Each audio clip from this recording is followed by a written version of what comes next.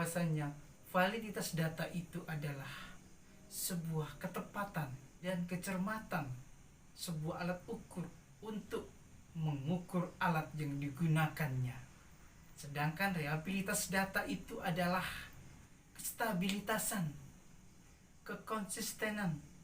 Sasu sayangku tetap dengan sasu cintaku tetap dengan jika dengar sapu hati ini hanya ada aku yang saya miliki.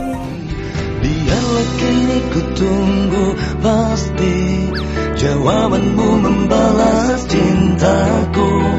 Cintamu jangan dinanti-nanti, cintamu juga kan sampai mati.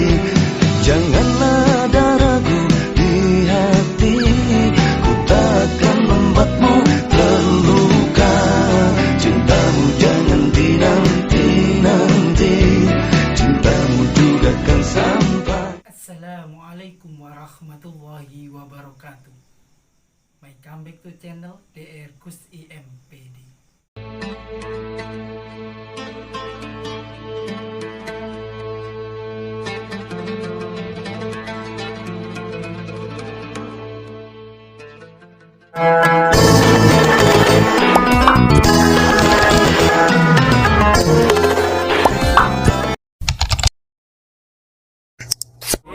Jangan lupa subscribe, Like, comment, jangan lupa share juga ya. tekan tombol loncengnya. One eternity later. Mahasiswa-mahasiswi yang dirahmati oleh Allah Subhanahu wa Ta'ala, saya akan menyampaikan tentang uji validitas data dan reliabilitas data sekaligus kolaborasi dengan mahasiswa-mahasiswa kami di mata kuliah statistik pendidikan. Untuk itu, tonton video ini sampai habis, jangan di-skip-skip supaya mendapatkan cara akurat dan tepat untuk memahami mata kuliah statistik pendidikan itu sendiri. Untuk itu, langsung kita ke materi. Cek cus.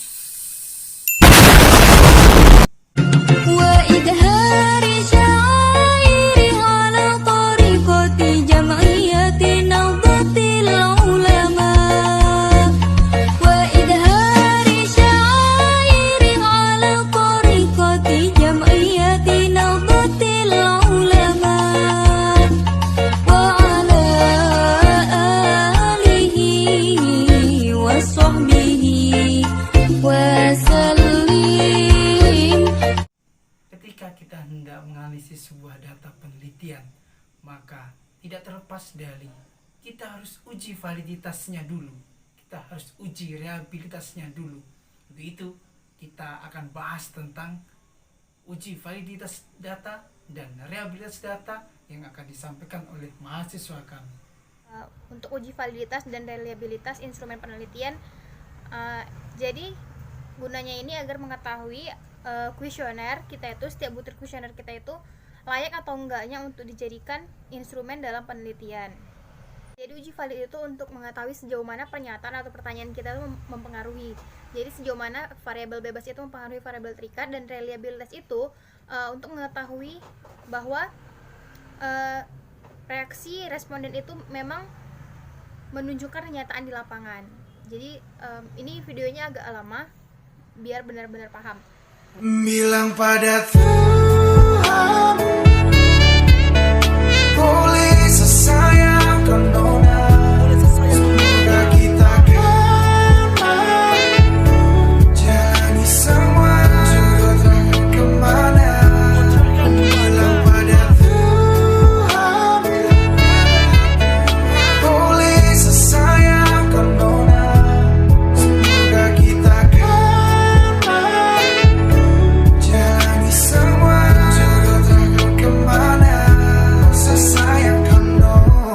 signifikan 0,05.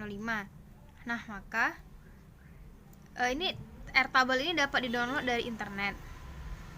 Caranya untuk menentukan Airtable yaitu di sini ada rumus DF sama dengan N-2. DF itu sama dengan degree free, atau di bahasa Indonesia itu DK ya, sama DK sama DF itu sama DK derajat kebebasan. Nah, karena tadi tingkat signifikasi kita 0,5 dan hipotesis kita adalah hipotesis satu arah, maka N kurang 2 sama dengan jumlah sampel kita ada 30, sampel awal. 30 kurang 2 sama dengan 28 dengan tingkat signifikasi 0,05. Karena uji satu arah 0,05 yang ini, kalau dua arah yang ini. Kita pakai satu arah yang ini, maka 30 kurang 2 28. 0,05 28 0,3061, maka R tabel kita adalah 3061. Nah, selanjutnya di sini sudah ada hasil dari 30 responden. Ini 30 untuk menguji valid dan reliable, itu kan 30 responden awal dahulu. Dimana butir angketnya ada 14 untuk variabel X1. Nah, jadi kita buat di tabel Excel. Jangan lupa dijumlahkan juga. Setelah semua sudah kita buat di tabel Excel dan sudah kita jumlahkan, selanjutnya kita buka SPSS. Nah, di SPSS ini pertama itu kalian buka ke variable view. Di variable view ini kalian ketik sendiri X1.1, X1.2 sampai X1 titik sesuai dengan butir angket kuesioner kalian. Tadi saya sampai X1.14. Enter. Dan terakhir adalah total atau jumlah. Oke.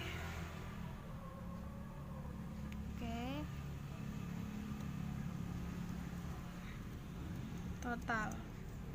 Nah, jadi untuk ini nggak terlalu bermasalah mau scale atau dikosongkan aja, unknown itu boleh. Nah, selanjutnya setelah seperti ini, kita lihat ke data view. Data view sudah ada X11, X1.2, X1.3 sampai total. Nah, selanjutnya karena sudah terisi seperti itu, kita buka tabel Excel, tabel 30 responden kita. Copy mulai dari, kita copy semua. Oke.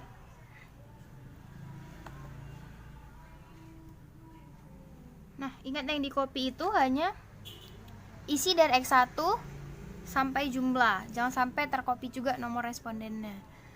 Setelah itu kita pindahkan ke SPSS. Sini kita pastikan aja.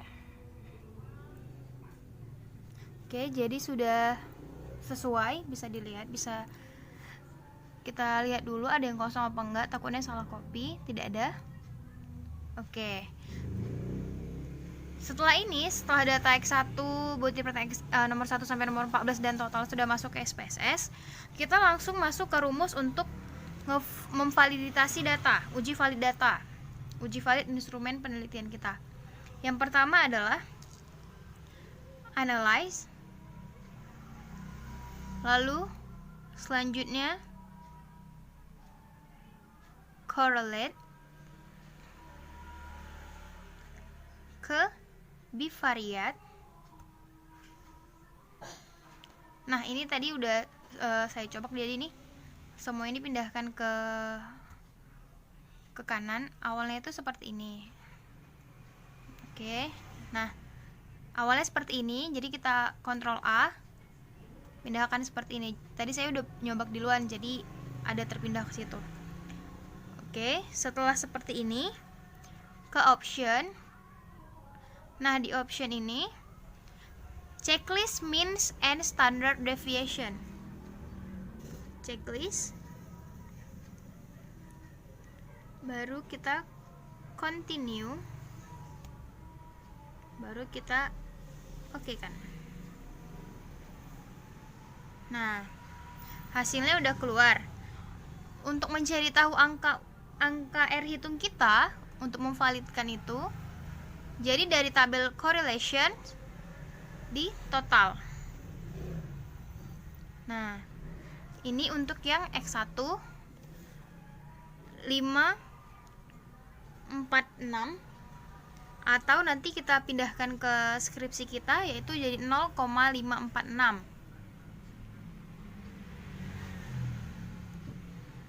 X1 0,546, X2 0,619, X3 0,744. Nah, tadi air tabel kita adalah 0,306. Maka syaratnya kan R hitung lebih besar dari R tabel.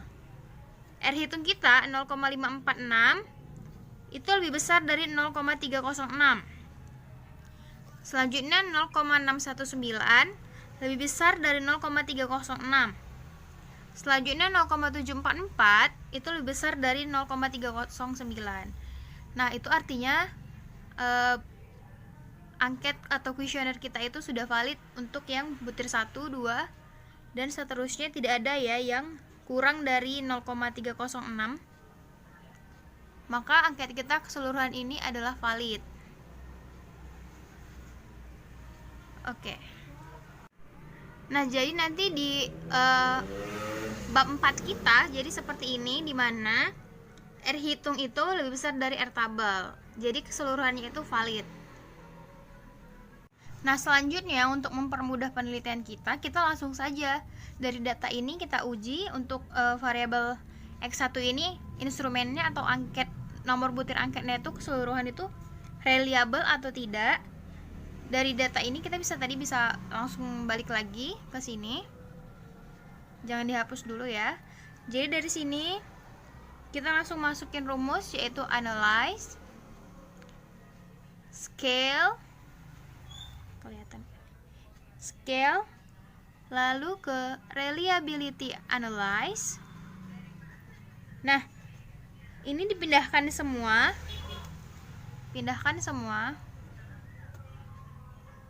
kecuali total. Jadi totalnya ini kita balikin lagi. Nah, kita tidak memakai total karena ini uji reliable ya. Kalau tadi uji validitas baru memakai total. Setelah ini kita ke statistik, lalu checklist scale if item delete, baru continue. Oke.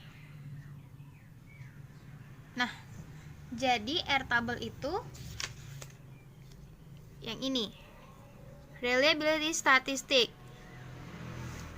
Jadi reliabilitas itu menggunakan uji alpha Cronbach. Ini dia, Cronbach alpha. Itemnya ada 14 sesuai dengan kuesioner kita yang valid semua tadi, ada 14. Nomor butir kuesioner kita ada 14 tadi. Dan 0,882 hasilnya. 0,882 ini harus juga lebih besar dari R tabel kita. R tabel kita tadi ada 0,306. Maka deskripsi kita tulis seperti ini. Berdasarkan tabel di atas, maka dapat dinyatakan bahwa 14 butir item untuk variabel store atmosphere atau X1 kita adalah reliable karena alpha Cronbach-nya lebih besar dari R tabel, di mana 0,882 lebih besar dari 0,306. Oke, kayak gitu. Nah, jadi kayak gitu cara nyari uji validitas dan reliabilitas.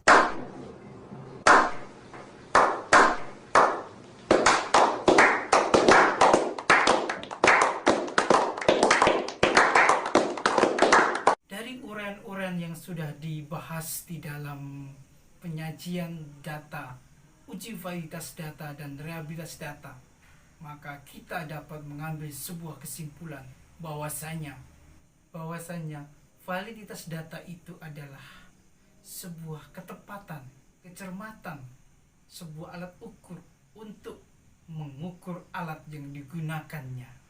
Sedangkan reliabilitas data itu adalah kestabilitasan, kekonsistenan sebuah data itu sendiri, sehingga data itu tidak berubah-ubah dia. Data itu konsisten dan dapat dipercaya bahwasanya hasilnya di dalam menganalisis itu sudah tepat dan akurat karena sudah melewati uji validitas data dan reliabilitas data itu sendiri.